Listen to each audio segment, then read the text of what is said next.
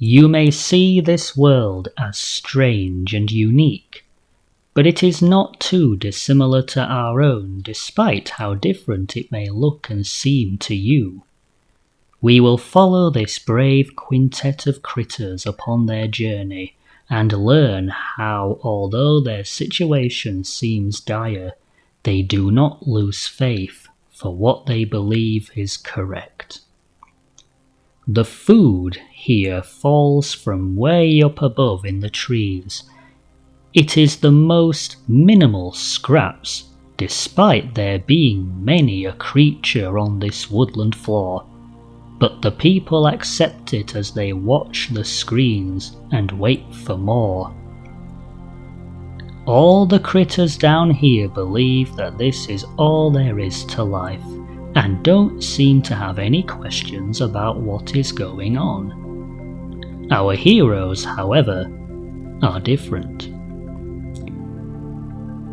These 5 friends, led by Jermaine, set out one day on a journey up the tree to learn what is going on and why they only see such small amounts of food despite the number of critters on the ground. After what they would firmly believe is at least half a day, they reach another plateau, this time with a more put-together floor made up of mud, as well as the sticks and leaves, with a small group of critters sat on giant piles of food and a giant sign that reads, "You must not eat this food." Our heroes assume they've reached the top, but they are sorely mistaken. Jermaine confronts one of these critters demanding answers. "Why are you not sharing this food when you clearly don't need this much?" The critter responds in a hoarse tone. "You know nothing, child. You people on the ground don't deserve any of this.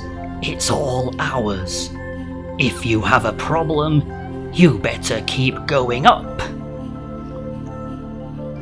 And so the group sets out again. Some of them are beginning to feel defeated and begin asking questions. "Jermaine, what actually is the goal here? Yeah, why are we still going? It's clearly not going to help." Jermaine responds in as confident a tone they can muster up, despite also feeling slightly defeated. "Look around. Look at the forest. Why is this the only tree standing? Do you never wonder who is getting rid of all the other communities in those trees and why? That's why we're still going.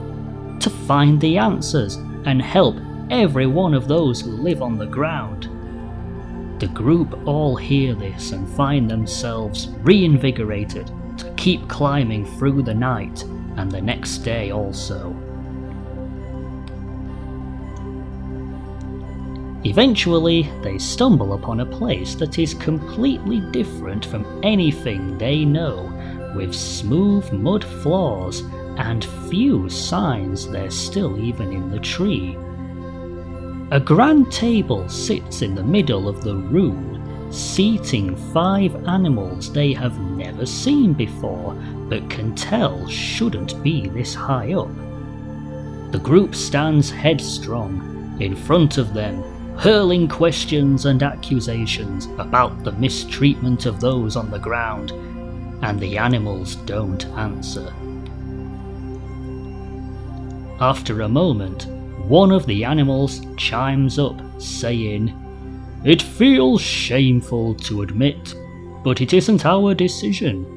This goes so much further than you could imagine."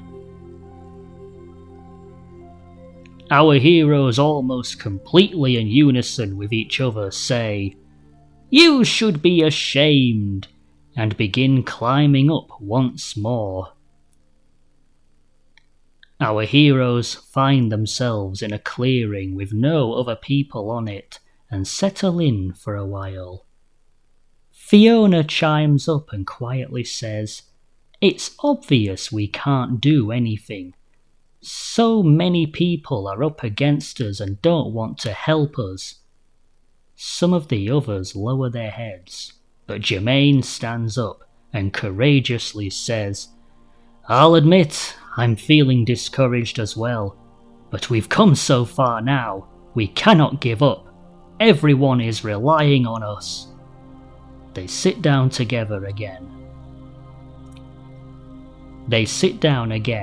And the group seems a bit more encouraged to climb higher again.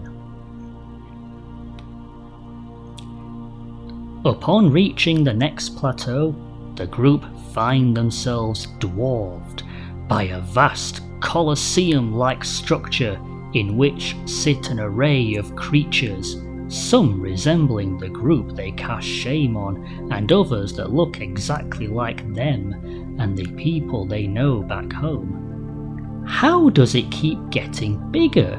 So many people and none of them want to help us," asks Lance, deeply disturbed by what he is seeing.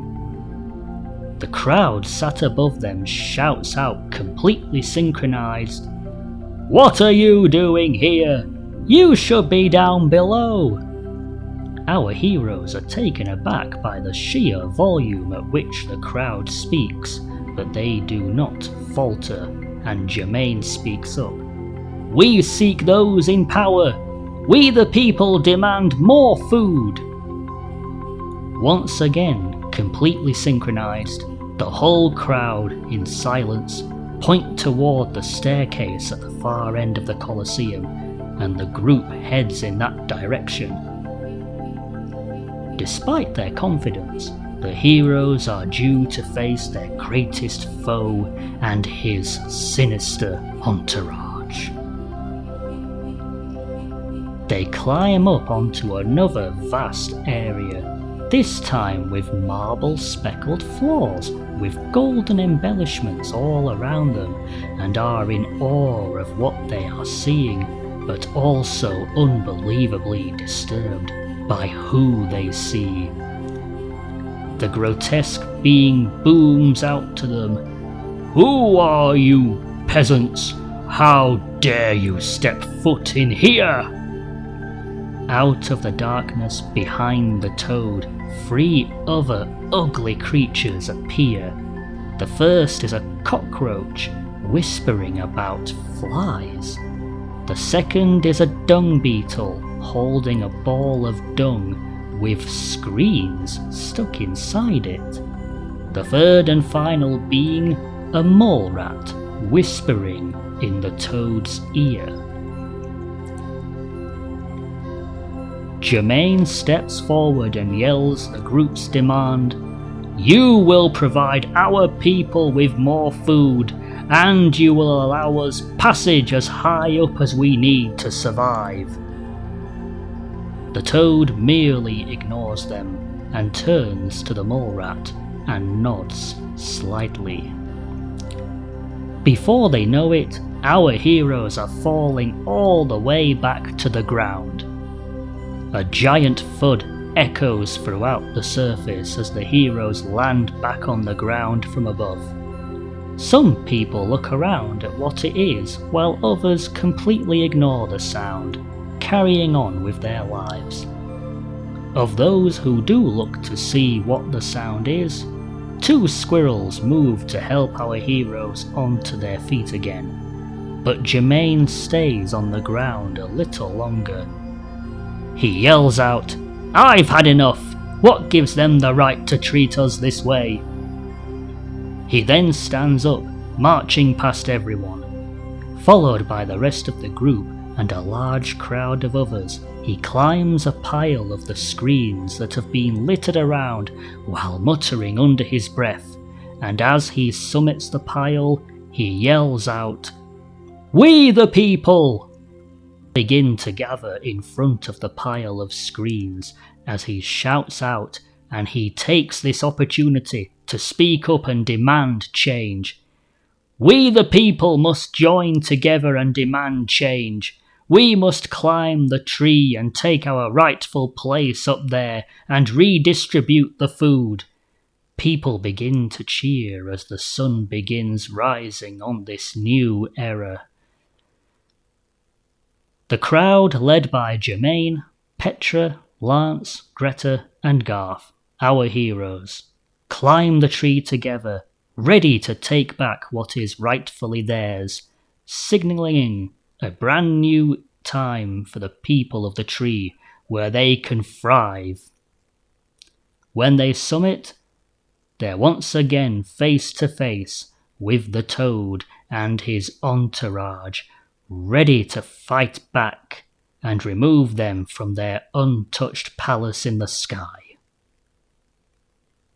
The end.